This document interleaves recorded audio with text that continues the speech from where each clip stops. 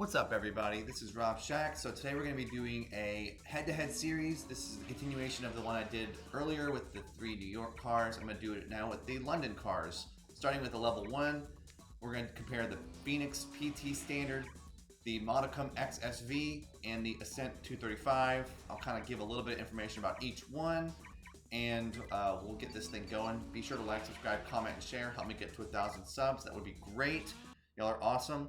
So we're going to start with the the PT Phoenix Standard. This is the car you get when you beat Kareem's car. He has the PTs. And this is the one that you also race against in New York. It's the slowest car for sure. I would definitely not give this car much time because it's basically your car that you're going to use from going to London, or from New York to London. That's basically what its purpose is.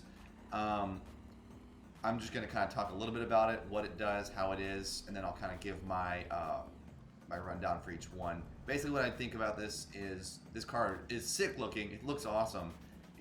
But it's too obviously it's the Emil car in this game. It's for New York. It's the car that is clearly the intro car. It's better than whatever you would use if you came straight from New York, but it's not much better than anything else. It's substantially worse than the first version of every car, but it's designed that way because it's kind of the car that you'd probably use this car when you first get to London, just to kind of get used to everything, much like using Emil's first car, which is clearly worse than everything else. Its stats are pretty balanced. Weird stuff about this car is that its handling is the lowest part, which makes sense because it's like a muscle car, but also, a weird thing about it is its gears are very strange. It's good if the course you're on allows you to get up to a kind of higher speed. But if you ever get hit and you stop, you'll notice that this car, I'll show you if I run into something. When you stop this car, its first, second, and third gears are very, very quick. So it takes you a while to get going. But once you get into the fourth gear, you'll notice that the car kind of continues to accelerate at the rate that it did in the first 3 gears for a while. So it's an interesting dynamic. I've noticed that with a lot of the cars, and I'll compare this to the Modicum and the Ascent too. This car just has very strange gears, and that's kind of similar for a lot of cars. And that means that you basically need to be very careful when you use some of these cars, and the PT is one of them. The PT is a car that you gotta try not to use the handbrake too much with this car, because if you get out of the fourth gear, you will go pretty slow. This car definitely can coast up even higher and higher in speed as it continues to accelerate. You notice that it doesn't really slow down until it gets near the red line. Some cars you can tell that they're starting to slow down as they get close. This car seems to almost speed up once it hits fourth gear and starts to get higher up in speed. But the second gear is like 10 miles an hour there. It's like you hit first gear at 28, second gear at 37, 38, then your third gear is a little longer, you shift down at 60 to fourth gear, and then you're just at fourth gear all the way till you max speed. It's pretty interesting. I guess that's kind of how muscle cars work. They usually only have 4 gears, but a lot of cars in this game have 4 gears, but you can't shift the transmission settings in this game, which would have been, I guess, good, but also really complicated. So you just kind of have to roll with it. This car is pretty good at turning without the handbrake. If you use the handbrake, it kind of starts to struggle. It's not very good to turn with the handbrake. Its handling is bad, and when the handling is bad, that means when you tap the right and left without the handbrake, you actually turn pretty well. But then the second you try to handbrake, it basically just will... It's almost mathematical. Once you tap the handbrake, you'll basically just turn at that degree angle, and then just if you tap it again, that'll stop you. But it doesn't stay under control well. If you try to let it slide that way, it kind of struggles. So I'll start kind of turning into the land a little bit more here. It basically, if you tap the handbrake, it'll just keep turning that direction, and you have to re-tap it to stop it. That's not this is an arcade racer, so you don't expect that in life in general, but that is a very strange way to drive these cars. And that, if you like it, then all power to you, but I don't like driving cars like that. I would prefer the cars that when you tap it once, it basically starts to turn and then it reverts back to whatever direction you were heading. This car will just keep turning, and that's what leads a lot of people and me on a lot of my races, you end up hitting the walls a lot because you will like can't stop the car. The car will get unsettled mid-turn, and you can't really do anything about that effectively. It's really hard to, at least. And then the car will get unsettled, and then kind of just, you know, you have to kind of just see where it lands. Like if it turns into another car, if it turns into a street sign, you're just like, well, hopefully I don't flip over. And that's not really a good way to have this car be. I'm not hating on the car too much. It's not a terrible car. It's just clearly the starter kit car for this, for being in London. I'm driving in New York right now just because I like the way New York is laid out over London. No offense to London. Kind of can get more curves. London is not very a top speed heavy area. It's not as rigid as London is, or as New York is.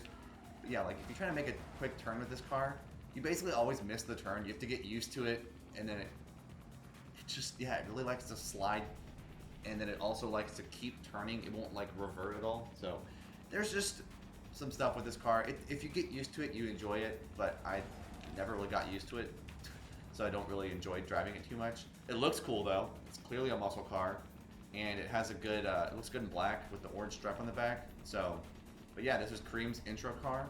So yeah, trying to make turns with this thing is a doozy. If you can get it, it feels good, but you just lose a lot of speed with this car.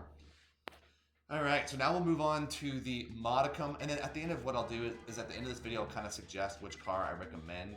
I'll kind of say the goods and bads of each one, and then you can kind of tell probably by the way that I talk about each one, which one is going to win. But we'll see if you can figure it out before I get there. But yeah, so now I'll drive the Modicum XSV. This is Lucas's car. This is the heavily based on a Mini Cooper. It looks extremely Mini-esque, and that would make sense because it's in London. But this car is another interesting one for the level 1 cars. You'll see what I mean in a second when I start driving it. It's very interesting how it moves. The Modicum is basically, I'll show you when if I stop this car and rev it, you'll see what I'm saying here. There we go.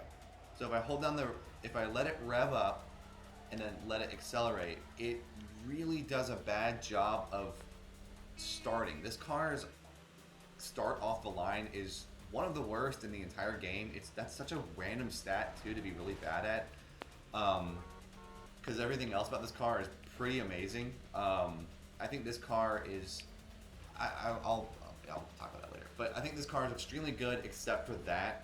Its handling is extremely good. It's super touchy, and it stays really well under control when you tap the thing if you steer without the handbrake and with the handbrake. This car is amazing. Its top speed is really good too. The thing that's weird about this car though is for sure is its gears are so strange.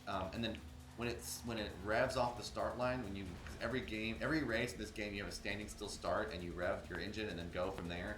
This car has the worst start time ever. And again, it also has really weird gears. I don't know what they were doing with the gears in this game, but like if you let this car get down to gear 1, again, the gears are extremely small. The first gear is decent. The second gear is very small, and then the third gear is like normal-ish. Then the fourth gear is again where you spend all your time. It's not as jarring as the PT, because the PT is like the weirdest version of that I've ever seen. The PT has like gears that are 10 miles an hour, which like doesn't even exist in real life, except for like in semis. But this car has a much more balanced gears situation, but it still is very strange off the line how this car can't accelerate.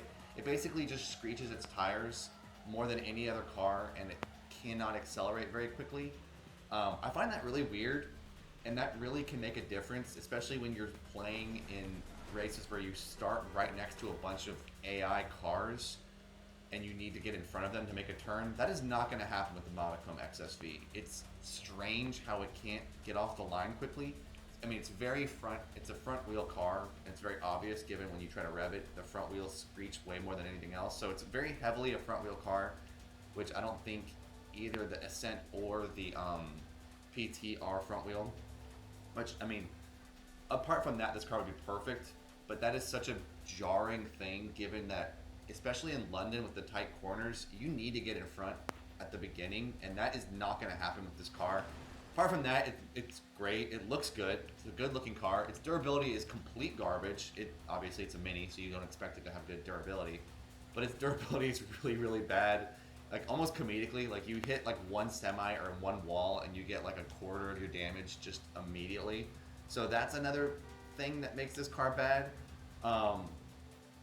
It's a pretty big toss-up between the Modicum and the Ascent. Obviously, they make the PT kind of bad for a reason because it's the first car you unlock. Usually, it's generally the first car you would pick. Most people probably start with the PT. But now we'll go to the Ascent, and I'll kind of talk about this because this is a pretty close one, and I'm gonna have to slightly give it to the Ascent for the level 1 cars alone. I think the Ascent 235 is the best of those 3 cars. If you have to pick one first and then you want to just drive that one until you beat everybody on their level 1 cars, I would recommend the Ascent. I would recommend Emily's car. It's based on a BMW, obviously, because it's got the name is very it's very BMW-y. But and the reason why I think I would pick this car, it's again very close between this car and the Modicum. I think I would pick this car over the Modicum just because of the fact that this car off the start is way better, and I think the drop off, I think the Ascent has a little bit lower stats than the Modicum, but it's just, it seems to me like it's a little bit, it's not super touchy as much as the Modicum is. The Modicum is extremely high handling, almost too much so. The Ascent seems to be a good balance of those. As I flip it over there, I don't even know how I did that, but the Modicum, I think, does have a higher acceleration, but again, the acceleration is wasted with the Modicum a little bit because if you get started at the beginning of the race, that's such an important part of a car, and the Modicum has a terrible first gear. The Ascent, to me, has the most balanced gear ratio. It actually, like, seems like they really based it off of a real car, almost. It seems like it just seems like it has a more balance. You actually get the car accelerating in every gear. With like the Modicum with the PT is the worst, but the Modicum too, the gears are just so short that you end up downshifting. So you have good acceleration, but you have to wait till you get to 4th gear. With the Ascent, it feels like it actually has a more even spread of its acceleration. So even though it doesn't seem like its stats are as high as the Modicum's, you can use that power a lot better, and it's a little bit more durable. As I've obviously slammed into a bunch of things. But yeah, this car to me is the best one. Again, very slightly. If you like the Modicum, or I mean, hey, stick with the PT if you like it, but I personally don't like it. But if you want my opinion on it, I think the Ascent is just a little bit better than the Modicum. Still, I like all 3 cars. I think I would just pick my order would be Ascent, then the Modicum, then the PT, just because I think the Ascent has a more even balance of power. Its acceleration is more consistent over all 4 gears, unlike the Modicum and the PT, who both have very strange gear settings where it seems like the car is not even in its acceleration, so you end up downshifting really early. And if you're trying to cut a corner, you know, especially in London, the London corners are super tight. You want to get out in front of people, and you're going to be more likely to do that with the Ascent compared to the Modicum and the PT. The Modicum just can't get off the line quickly, and the PT just kind of generally has lower stats. I think that the Ascent does have a little bit worse handling than the Modicum, but it's not so much worse that it can't. When you tap the gear, as soon as I stop hitting everything on the side there, with the Ascent, if you tap the handbrake, it doesn't fully slide like the PT, but it also doesn't just completely stay 1,000% in control like the Modicum. It kind of has a little bit of slide to kind of make you feel like you're doing something. The Modicum almost drives itself. The Ascent still allows you to drive it, and if that makes any sense, I don't know if that does, but that's just kind of like how I feel it out with this car, is it can handle itself pretty well, but it's not so out of control like the PT, and it's not super touchy like the Modicum. It feels a little bit more balanced. I think there's definitely an area where the balance is better with with the handling. It seems like with the handling, you kind of want a car that has like a middle of the road handling, unless it's more. I mean, of course, as the power gets higher, you're going to want more handling, but some cars don't do that, and then you have to get used to that. But that's just kind of my vibe on the Ascent. I think it has a good balance of handling given how much power it actually has. I think it's well balanced, and that's why I tend to prefer a car like this. I like the cars that are balanced, as you can tell from my previous version of this as well. I just like cars that when you turn it, it stays under control. Totally missed that corner. That's more my fault than the car itself. There was just too many cars. I was nervous I was going to slam into something. But yeah, so I think I like this car more just for what you're doing in London. London's corners are super touchy. And if you ever hit a wall and slow down with both the Modicum and the PT, you can't recover quickly because of the gears. With the Ascent, you actually can get back up into a decent miles per hour quicker, in my opinion. It just seems like that's what happens there. And yeah, obviously, as I just kind of drive around and hit stuff, the Ascent has way better handling. Durability than the Modicum. I think the PT has the best, but I've actually never noticed. What is down here? Never noticed this little cave before. Cool. It's pretty nice. What would be the point of that in real life? I don't know. But yeah, so I do like this car a lot. I think this is the best one of the three. Again, let me know what you think in the comments below. I'm always curious to hear what people think. I assume that most people will vote Ascent or Modicum for the level 1s, and then in a couple weeks we'll go through the level 2s. So hope this video was educational. If you're going back and replaying this game, that's just kind of what I think. So hope you all enjoyed. Be sure to like, subscribe, comment, and share. Help me get to 1,000 subs, and enjoy the rest of the video. Peace.